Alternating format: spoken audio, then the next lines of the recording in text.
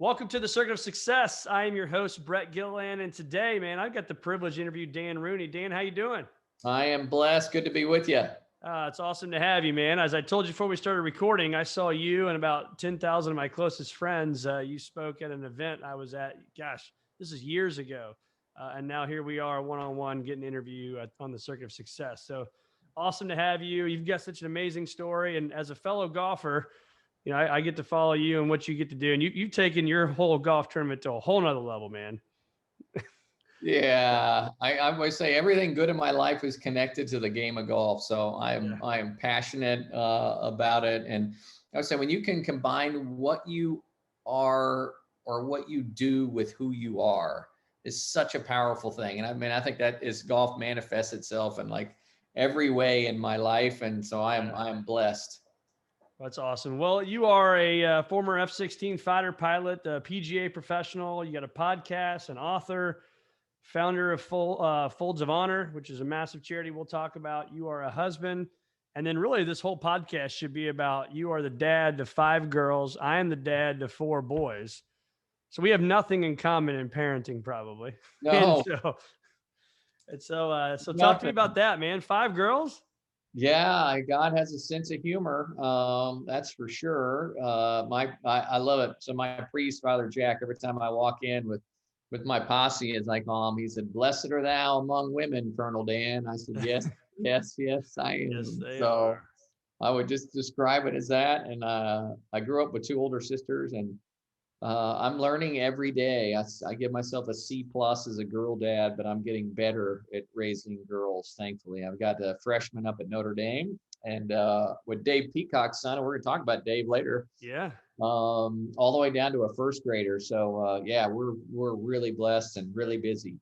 Awesome. I just won my first Notre Dame, I guess would have been 2019 experience of the football and walking and walk after church into the stadium. I mean, man alive, what an experience. It's Yeah, incredible. if there was a postcard for what college football in college experience is, it is up there on It that is. campus in South Bend. It is hallowed ground. Yeah. Well, let's dive in, man. Let's talk about as I was doing my research and Folds of Honor is an amazing charity, and we'll dive into exactly what that does. But talk to us about that flight that, in my opinion, probably changed the trajectory of your life from Chicago to Michigan, and just kind of that process and what went down and where you saw things happening. Yeah, I mean, I call them moments of synchronicity or chance with a purpose. You know, when God puts you someplace that you're not anticipating that you're going to end up. And for me, I just got back from my second combat tour in Iraq, and was on my way to my day job as a PGA club pro at our family golf course, which we can talk about later. But has been transformed. We'll reopen. I've been working 3 years with Mr. Jack Nicklaus Yeah. on that, and we're going to open American Dunes to memorialize the birthplace of Folds. But to rewind, yeah, I'm one of those dark delayed nights in O'Hare, go from Budweiser to coffee, finally get on this flight, headed to Grand Rapids, and I walked through first class, and I see a young corporal in dress army greens. Don't think much of it. Press on back to coach. About an hour and a half later, we land in Grand Rapids, close to midnight.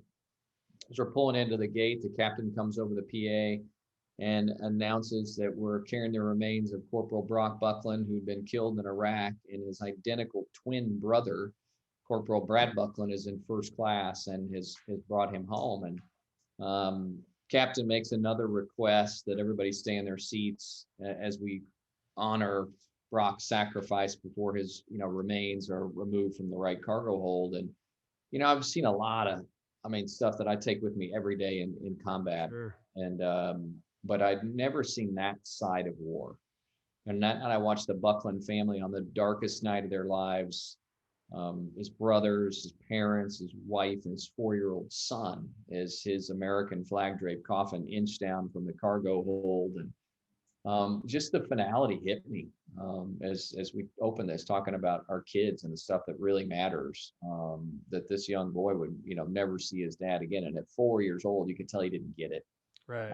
How his life had been completely and forever changed. And so the ceremony finishes itself up, and I stand up only to see that more than half the people had gotten off the plane and left. and never been disappointed to be an American in my life, but I was on that day. And in that moment, as always, I think so often in our lives when we hit these moments of despair, which we all do, I felt a hand, and I know it was the hand of God, and He called me on this mission that would become Folds of Honor. And I called my wife and told her what had happened. I said, "This is going to sound crazy," because at the time I was a pretty average guy, right? I was a fighter pilot and a golf pro, and drank a little too much whiskey and stayed in the bar, and it was just this big evolution, like God pulling me out. What's the saying? Every saint has a past, every sinner has a future. I love that one. And so I went home, and I mean, a few weeks later, above my garage, I wrote down our mission statement, which 13 years ago has never changed, and that's honor the sacrifice by educating the legacy. And our mission is to give scholarships to spouses and children who've had somebody killed or disabled in combat. And we've now awarded 29,000 scholarships, about $140 million out the door. And just proof that we're on the right path in your life, that there's a higher force that conspires for you. And certainly we work hard. We've got a great team. But man, the only explanation for this is a whole lot of God's grace and blessing. And we get to pay this gift of an education forward, which is life-changing. And one thing relevant to this year and all the craziness that 2020 brought to us, with all the racial Black Lives Matter movement, Folds is very proud, but has been very quiet up until this point. The fact that we've got 13,000 minority recipients and about $65 million in education. And I'm humble opinion of one, education is the only lasting bridge to equality in this country. And we desperately need it, but we need to, stop pointing fingers and start doing something. And until we fix this education piece, which gives people hope and opportunity, I don't think we're going to be able to move that ball down the field the way we need to. Yeah. So I appreciate the story. You guys are doing unbelievable work, but I want to peel the onion layer back there, is because you just say it so calm and cool, right? Just 140 million. That's all. Just 140 million dollars, right? So how do you take this idea? We all have ideas, especially, people listen to this are successful and they want to continue to be successful. And we all have 1,000 ideas a week probably running through our heads, but you have this idea, you see this thing on an airplane, and then you decide to take it. And now I think you said 29,000 recipients and $140 million later. How in the hell does that happen, Dan? So I said, a lot of hard work, a lot of God's grace. Right. Someone asked me the other day, and I was like trying to think of like identifying what was their one thing. And I came up with this, and my wife would attest to this because it drives her crazy. I'm the first guy there and the last guy in the room. And I think success, we all know it. It's just little victories over time. And I'm the broken vessel. You can't sit back and say something I did caused this to happen. There is no way. Tons of great people have come along to support. But I get in the fight early every day, and I'm the last one there. And I've been the last one there my whole life. Now, whether that was I was given average talent as a golfer, I was the last one on the range, right? I was the last one there. I'm the last guy in every fundraising room for Folds of Honor for the last 13 years. And I think good things happen when you stick around and you're in the fight, and it's not going to happen if you're not in the fight. So I guess that would be my advice to anybody out there, is if you want it bad enough, you got to be the first one in, the last one out. And I think that that's pretty simple, but it's probably a tried and true formula if you look at most really successful people.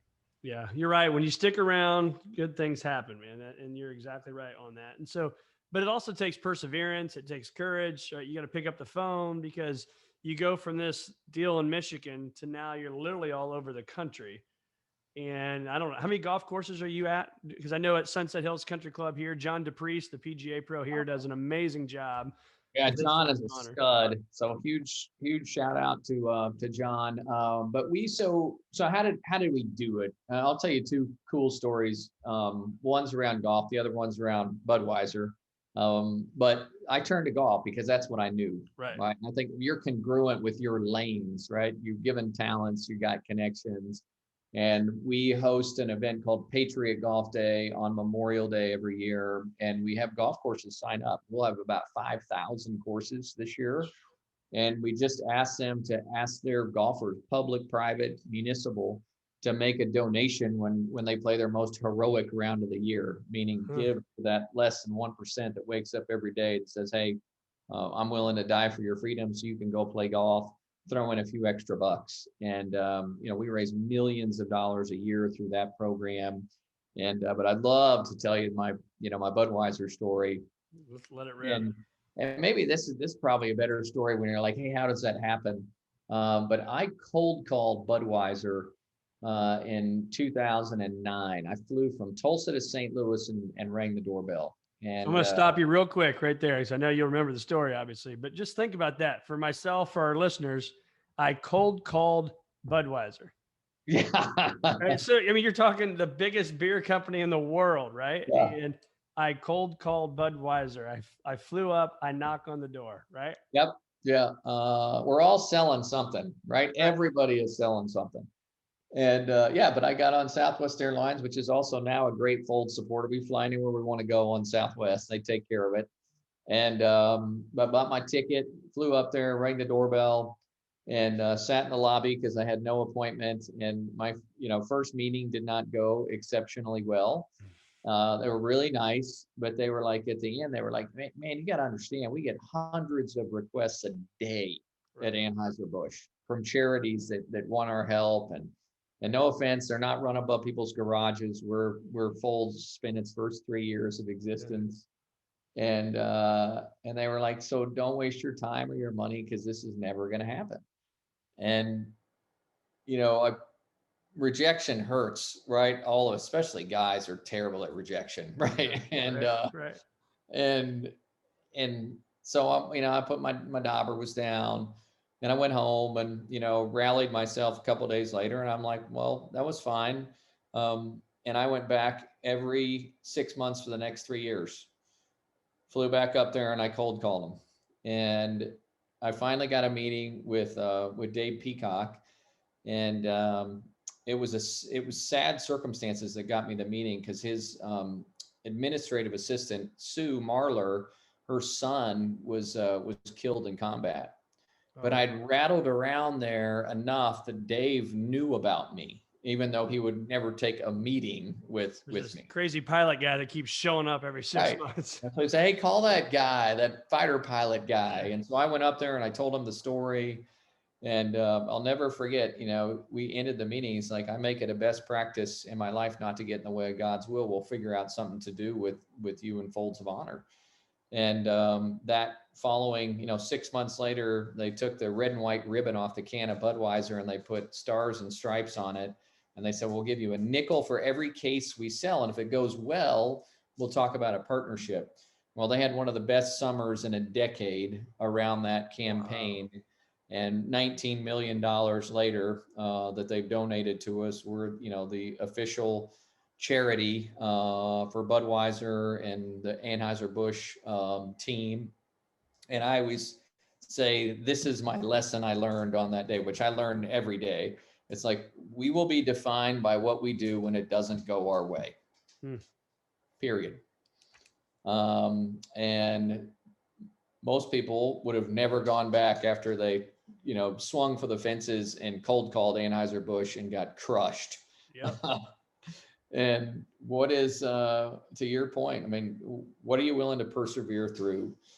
But for me, I just look at it, and I do it all the time, because it's like multiple times a day, it's not going to go the way you want it to.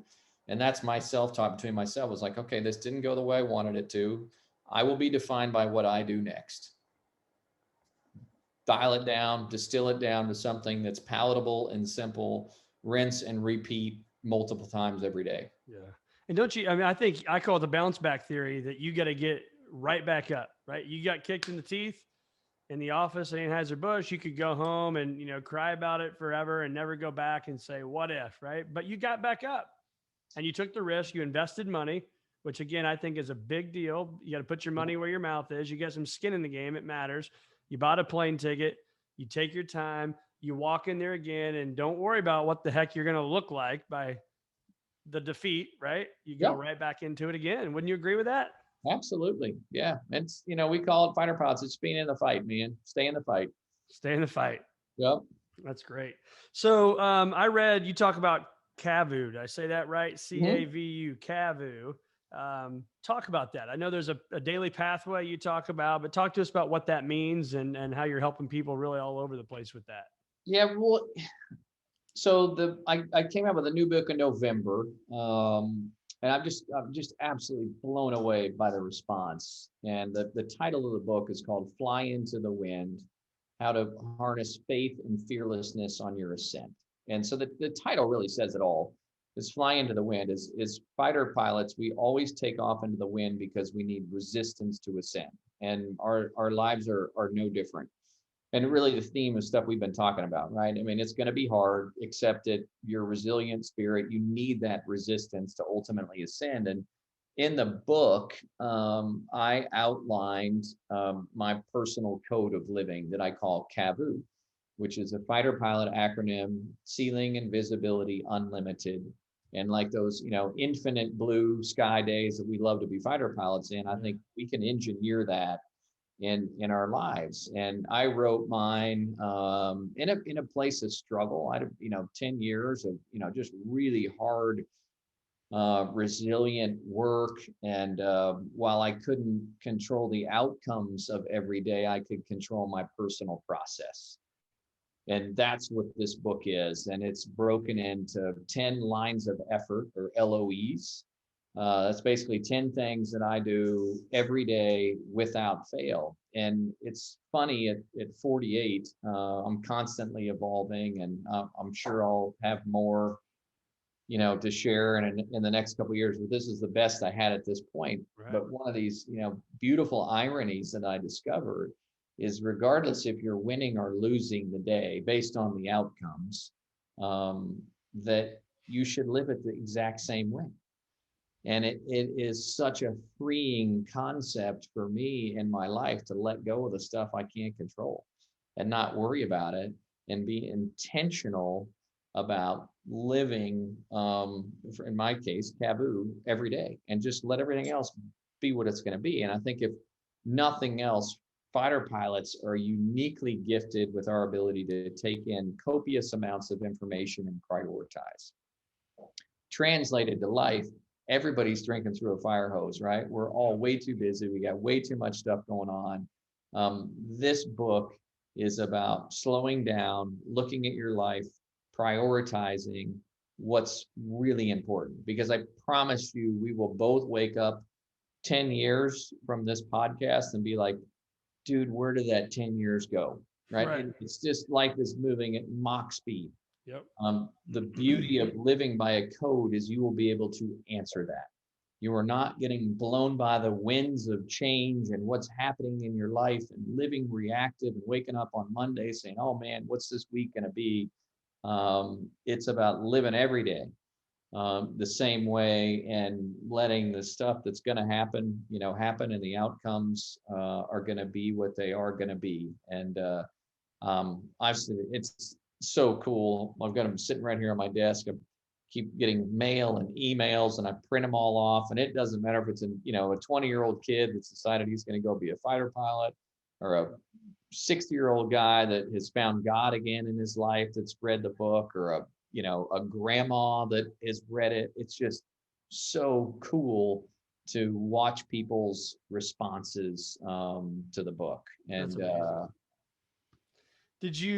So what do you say to the guy or gal that's listening that may say, you know what, Dan, I agree with it. And I personally agree with that even when things aren't going well, you want to live that way. But through all this COVID and maybe job loss for people or whatever it may be, how do you do that when times are tough, right? yeah, To your point of the blue skies, right? But what when yeah. it's dark skies? So times are guaranteed to be tough, period.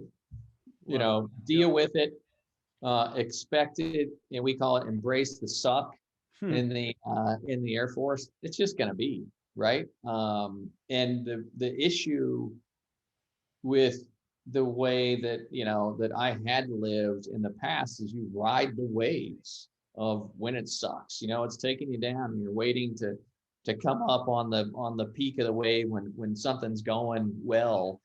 And I would contend that, this book is built for the suck, right? It's like I engineer fulfillment every day in my life. And fulfillment is the only way to find happiness, which is fleeting, right? It's an emotion. And satisfaction. Those are all byproducts that come from living a life of fulfillment. But if in my case, 10 lines of effort that are non-negotiables for me every day, I'm going to accomplish those 10 things today.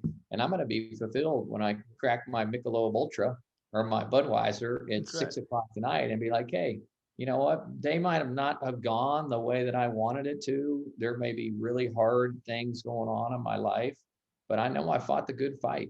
I fought the good fight. And if tomorrow does not come, for me, I'm a very strong Christian. I'll be like, God will be smiling down on me, Hmm. right? And I controlled through my own volition, which is one of the lines of effort, the power of choice. Yeah. I controlled my day through my choices. So I And know you got all 10 and they're in the book and people will buy the book and all that stuff. But can you share a few of those? Like, what are the things, if I have a camera and follow you around every day, that I know without fail you're doing every single day? yeah, so a couple of lines of effort. So I talked about synchronicity or chance with a purpose. And this is about being a watcher and always looking for signs that are guiding us and interacting with people. I just mentioned the word volition, and volition is kind of the trigger. It's the third LOE, but volition is the power of choice. And I learned that as a junior at the University of Kansas. And every choice we make follows a path, and it starts with I won't do that, I can't, I'd like to, I'll try, I can, I will. Mm. You can make it to I will, nothing can stop you. And I get there all the time, right? And I'm like, oh God, I'm tired. It's Monday, it's January 25th. I will work out this morning. I will get out of bed, even though I do not feel like getting out of bed this morning. So volition is foundational in this book, and the choices, the opportunities, but the accountability that comes through those, which is lost in this world where as soon as something doesn't go the way you want it to, you're pointing a finger, you're blaming your life, your circumstance, someone else. Really important. So on Kind of that along. exercise, real quick. Sorry, I keep interrupting, but I want to Yeah, keep no. digging in. Is so that exercise thing. Do you have a goal? Do you have or is it really just your purpose? And ultimately, you're just going to feel better, have more energy, and it's the best thing for you. Or do you have something stated that you like to do? I got a workout routine I do every day. It's an hour and 20 minutes. And it's also my prayer time in the morning as well. So I Okay. combine those two pillars out of the gate every day. And because again, it's Right. setting yourself up for the best chance to be successful. And the whole taking care of yourself physically and spiritually is such a big deal, and it's because you're going to battle, right? And I'm a fighter pilot. I got to stay in shape. I'm still flying high G's, doing all that kind of stuff, but everybody's in some kind of fight. Yeah. And taking care of yourself, if you're not physically taking care of yourself, and then the spirituality part, I'll talk about this a little bit as we progress kind of through the LOEs. And another early LOE is called parasitic drag. And so go back to 1947, Chuck Yeager is trying to break the sound barrier, one of my boyhood heroes. And in order to eventually break through, they had to re-engineer the trailing edge of the wing of the Bell X-1, which was the Hmm. aircraft that they were trying to do. And so they eliminated parasitic drag off the jet. And to ascend to the places that God wants us to, you have to be in constant battle with parasitic drag. And what is parasitic drag translated in my life or in people's lives? Just some examples. It could be forgiveness, right? Holding on to grudges, not forgiving others, not forgiving yourself. It could be alcohol, right? It could be social media. It could be your weight. It could be toxic people in your life. And you have got to constantly battle to clean off the parasitic drag, because that is the stuff guaranteed will hold you down and you will not ascend to the highest level. And this part of the book is like requires you to be brutally honest, because you're the only one that really knows what your drag is. Right. And then there's a little science in the book too, which I love, which I learned. When you want to remove something, you have to replace it with something else. So perfect example. So I removed my second beer of the day a few years ago, right? Because it made me, I loved it, right? But it made me wildly unproductive as a dad. It made me a couch potato, right? And not putting the kids to bed, not doing baths, all the stuff that's like, oh man, if second beer and I get into that, whatever, just that being mode, not alive mode. Sure. And so you remove your second beer, but you had to replace it with something, right? That is the absolute key for me. And so I removed my second beer and I replaced it with walking my dog around the block. So I get great satisfaction from my dog, Bravo. Being outside is incredibly healthy.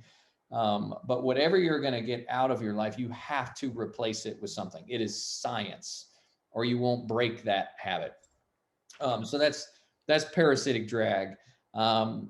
Going kind of down the road in the LOEs, one of my favorite is faith forward. So during my big struggles in life, as a prayer person, I was praying. I was like, God, I really need you, man. Help me out. And I got a very clear answer back, direct answer.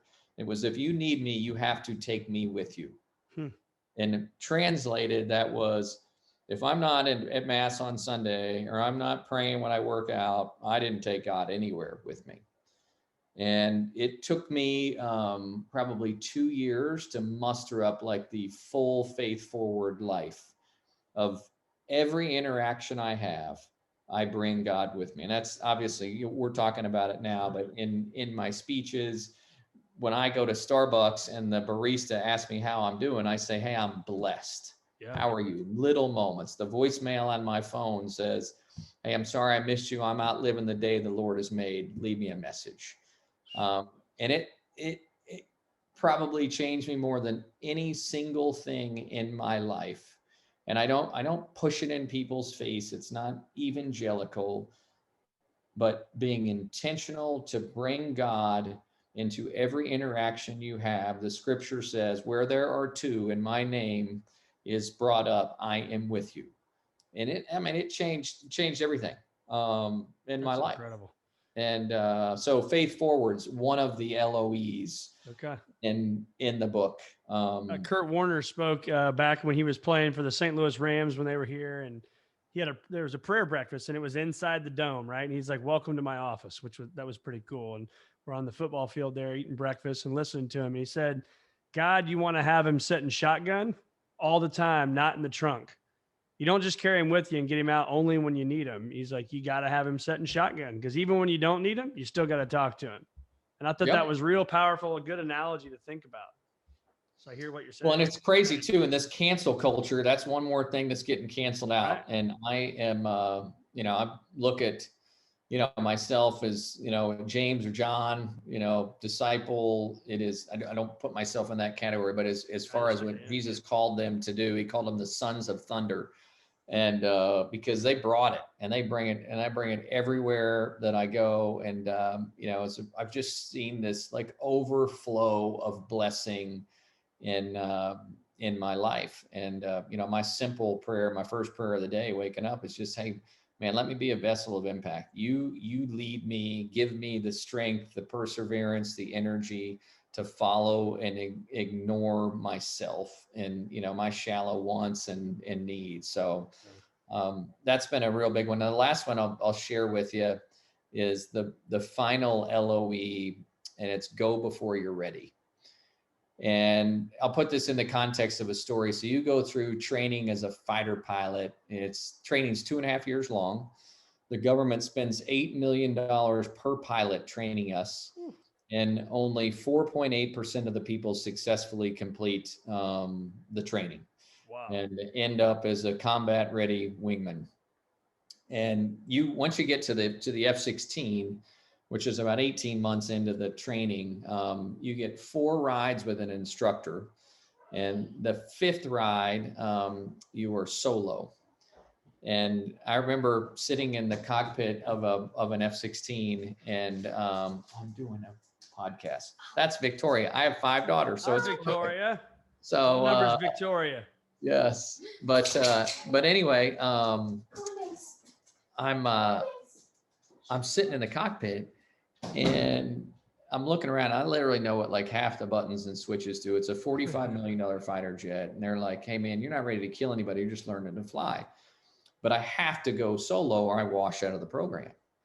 And I'm like, "There's no way I'm ready, right? There's just no way. If this is up to me, I'm never sitting in this jet." And I hit start 2. There's no keys in an F-16, just a little start button. Start 2. Put the throttle over the D10. This beast comes to life. I go fly, land miraculously, and when I pull into the chocks, it's July in Phoenix, and I raise the canopy up, and it was like this cold wind hits me, and that's in the moment you realize that, dude, how intense this was. It's 130 degrees outside, and it feels like there's a cold North St. Louis breeze hitting me.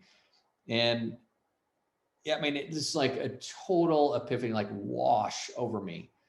And it was, do not ever doubt. You go before you're ready, and I will always be with you.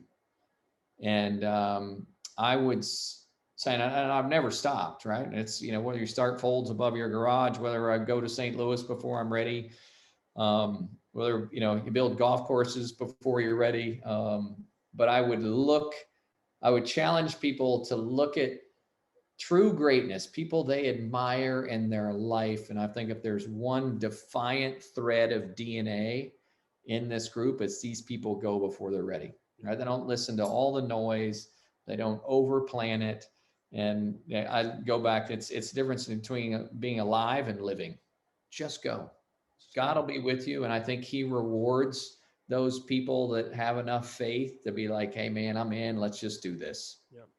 Absolutely love that. And it's funny, you just said some of the words. So the circuits of success are attitude, your belief, but with belief, you must have faith, and then you take action. And I always say, if you can say you have the best slap shot in the world, but you don't know how to skate, can you go play for the St. Louis Blues? No. Who cares if you get the best slap shot, right? Who cares if you know more about investing or raising money? If you don't take action, you don't go knock on the door at Dave Peacock's office, nothing happens. So thank you for sharing that. So you got to meet your hero, and Mr. Nicholas, as you said in the interview I saw with you guys, your press conference. You're building just a kick butt golf course up in Michigan. Opens in May, I believe, right? May of this year. Yep. So talk to us It about does. that, man, because he's my hero. I got a cool Jack Nicklaus story real quick. I played at a pro-am down in Branson, and I made a hole-in-one in the pro-am.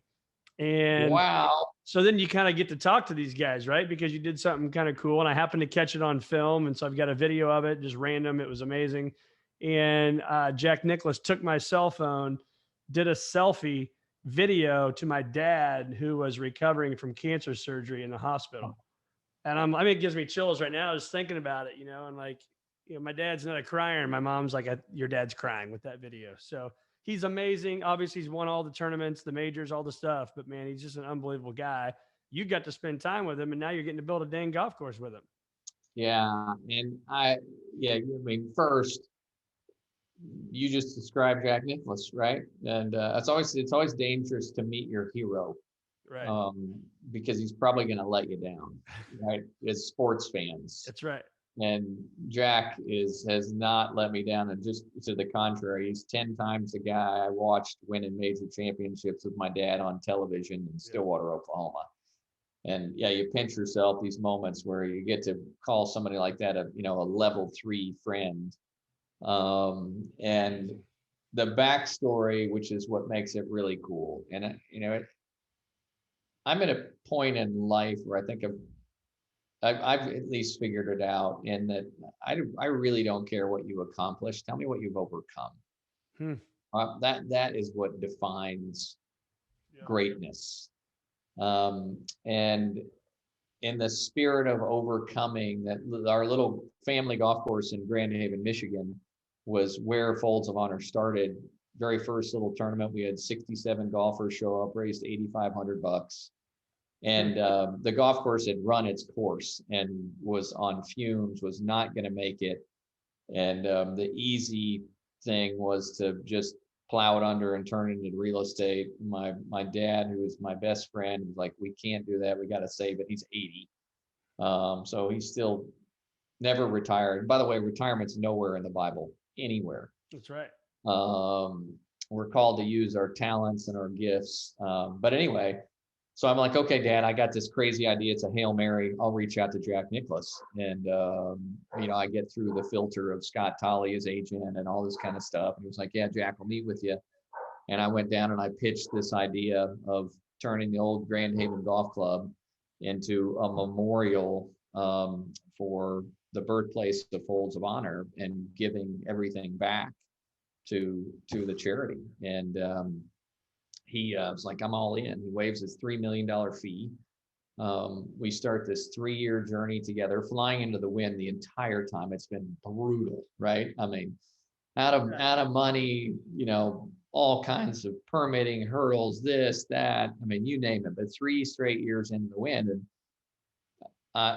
all of us, man, I just like, the harder it is, the more worthwhile it is in life. I mean, it just is flying into the wind. And so this Odyssey will land, the jet will land May 2nd when we open American Dunes to the world public golf course. And it is the physical golf is just off the charts. It's going to take its place in the, upper echelon of golf in the world. I know it will. In the sand dunes on Lake Michigan, just phenomenal. But what really sets this place apart is, what it stands for. And it's, where Folds of Honor started. The only way in and out of the property is through the Folds of Honor Memorial, which you actually walk in the boot prints of soldiers who've been killed in action, whose family stories are on the walls that flank you in and out of the property. And it's just a, wildly special place. Of course, Budweiser sponsored the bar up there. We'll have the coolest fighter squadron bar ever.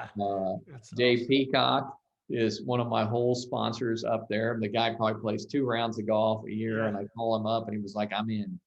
So all of these, the congregation, if you will, known as Folds of Honor, has come together to build, literally, Jack and Barbara and I call it the church, because people are going to come to this place and be healed and just, their hearts filled up, that love the game of golf, but love their country as well. That's amazing. Absolutely amazing, man. Well, hats off to you for what you're doing. It's incredible. Your energy is incredible. Your faith is incredible. And what you're doing for all these families, you can't see obviously through my walls here, but Scott Air Force Base is about 4 miles that way. Nice. And I'm sure you've heard of Scott Air Force Base. And been there. Yeah, we're lucky to have so many of those people in our community. And so hats off to what you're doing for people like them, man. It's amazing. So where do our listeners find more of Dan Rooney, man? How can they, give back to Folds of Honor? How can they find you, follow your story? Yeah. So, foldsofhonor.org, come join our squadron. $13 a month is what we ask for the 13 folds that bring the flag to its triangle shape. These families need our support. We have thousands of qualified families that we don't help on an annual basis. So that is the number one priority if people are listening. Number 2, if you want to invest in yourself or someone you care about, pick up Fly Into the Wind. It'll change your life. I mean, it is lasting change, and you can get that anywhere books are sold. And if people want to follow me, it's at Lieutenant Colonel Dan Rooney. So I'm floating around out there trying to preach God and country and only good stuff in the social media space. That's the only reason I'm there, is to fight against the machine of brag book and all the other bad stuff that's out there. So we need more of it, don't we? Yeah, so we need more of it, right? Amen. Yeah. So my last question for you. Sorry, my last question for you is, if you had to give yourself one piece of advice, maybe 10 years ago, what would that advice be to Dan Rooney?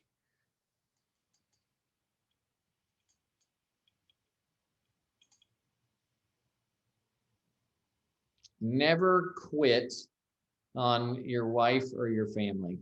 Mm. And I thankfully, I mean, I haven't, but the further you get down the road, the more clear it becomes that there's really not that much that matters on this journey. And there's so many things in our lives that pull on us and take our time and energy, and to always keep your energy in proportion to the stuff, or try to keep it in proportion to the stuff that really matters, and never get that inverted. And I think that's why we have, just such a marriage and family crisis, is we're pouring all of our energy other places and not filling up the stuff that really matters. Yep, that's a big bucket to fill up, isn't it? It Well, is. Dan, thanks so much for being with me on the Circuit of Success, man. It's been awesome having you. God bless, and have a wonderful week.